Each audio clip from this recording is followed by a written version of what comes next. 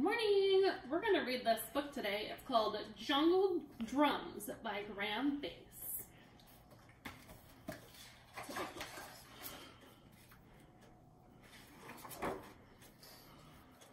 This is Ngiri Mdogo. Small, isn't he? He's the smallest warthog in Africa.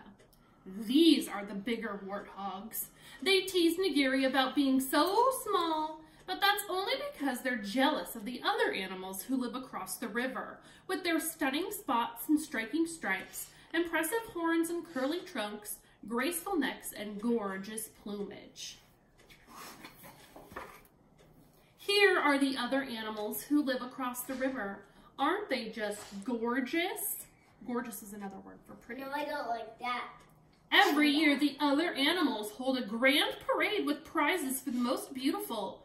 The warthogs don't even bother entering. Mud wrestling isn't on the program. If they're different colors, yeah, cool, but I do not like the brown or the green. Tired of being teased, Ngiri heads across the river to play with the other animals. They are arguing amongst themselves about who is the most beautiful. They turn and stare at Ngiri. No spots, laughs Chewy the leopard. No stripes, whines Punda Mila the zebra. Look at those silly little horns, snorts Kafui the rhino. He hasn't even got a trunk, trumpets Tembo the elephant.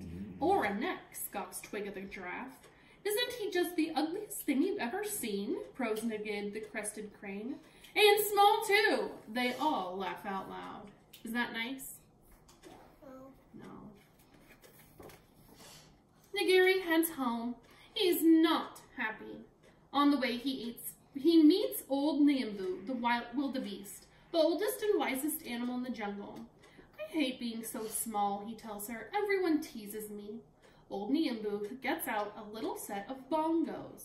These are magic drums, she says. If you play them, they will give you whatever you wish for. Do you want them?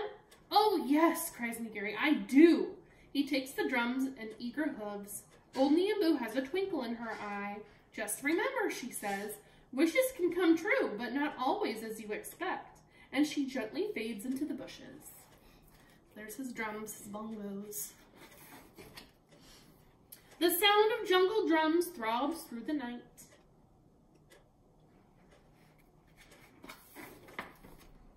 But in the morning, despite all his wishing, little Ngiri is still exactly the same.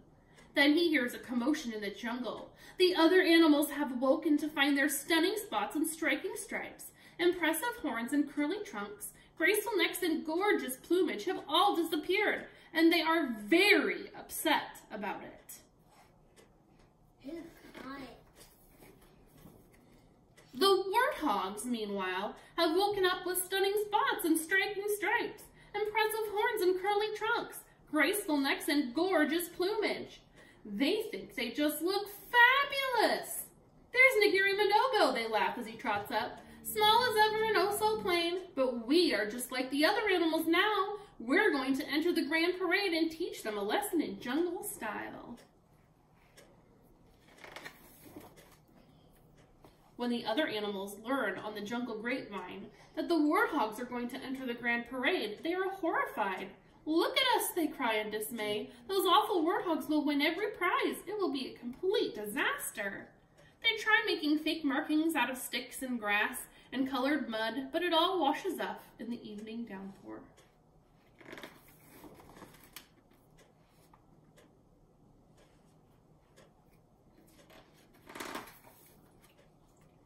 The warthogs parade along the river bank in their newfound finery. You stole our markings, yell the other animals. Give them back. They're not your markings, they're ours, snort the warthogs. They fell from the sky, and now we are the most beautiful animals in the jungle. They belong to us, growl the other animals. If you don't give them back before the grand parade, we will come and take them. Poor Ngiri, what has he done? The wild African moon comes up and the jungle drums beat out again across the savannah. So there he is again on the drums, making a wish. It's still dark as Ngiri creeps over to where the other animals are sleeping. He breathes a sigh of relief to see the stunning spots and striking stripes, impressive horns and curling trunks, graceful necks and gorgeous plumage. Then the animals stir and sit up. The markings are on the wrong animals. It's the warthogs who've done this, cry the other animals. They've put a spell on us, and they stomp off angrily across the river. Who has spell? Meanwhile, the warthogs are in a terrible state. What's happened to my nose? What's happened to my neck? How can I roll in the mud with all these feathers? I can't run with this great long trunk. I'll end up as someone's dinner for sure. The warthogs have become even more like the other animals they admire so much. They've put a spell on us. They stomp off angrily across the river. Now nobody's happy. Why did they put a spell? Well, Nagiri was making wishes. What have you done to us? Demand the warthogs. What have you done to us? Demand the other animals.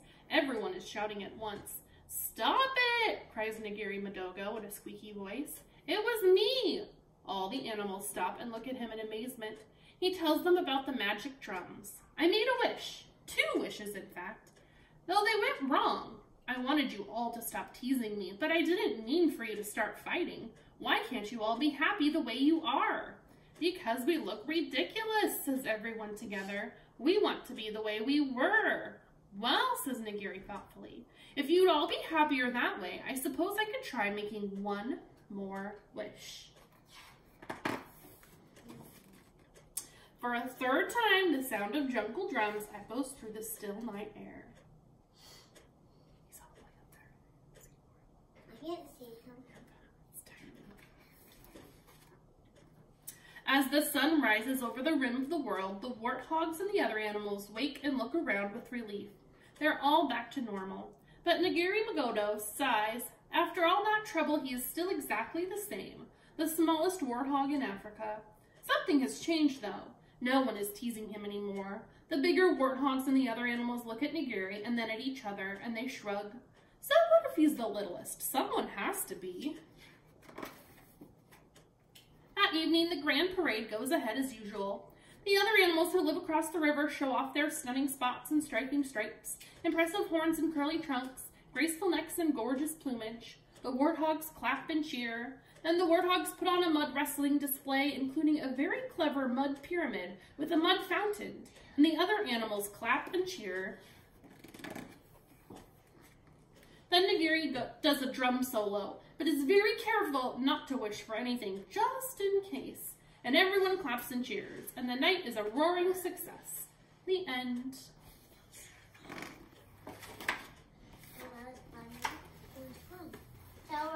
Alright, so now we've got some yoga and some sign language. Ms. Lisa's printed out a ton of different sign language. So the first one that she has for us is like the elephant in the story. Here's a picture of it. The sign, for those of you who are looking, is like this. You have one hand in front of you. Good job, guys. And it makes it like it's your nose. So this is your nose, like if you're an elephant, like you've got a trunk. So this is elephant in sign language. Good job. And then we have giraffe. So here's the giraffe. And here's the picture of it. And so this one, it looks like she's just saying, it's got a long neck. So she goes like this, long neck. Giraffe. I have a long neck. Mm-hmm. So you come from down here, and you go up. Giraffe. Good job. And then, she couldn't find warthog, so we have pig.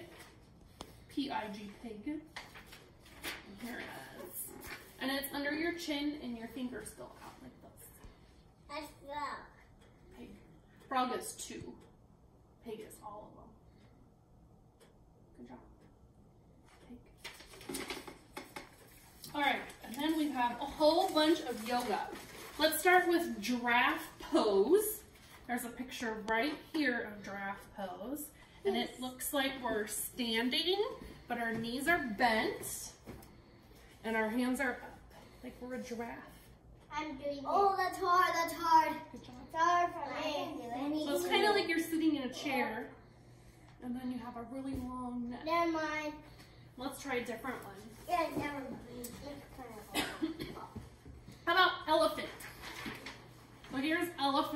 pose. Oh, no. She's standing up, and she's got her hands like it's a big trunk. So like this is her trunk. Good job.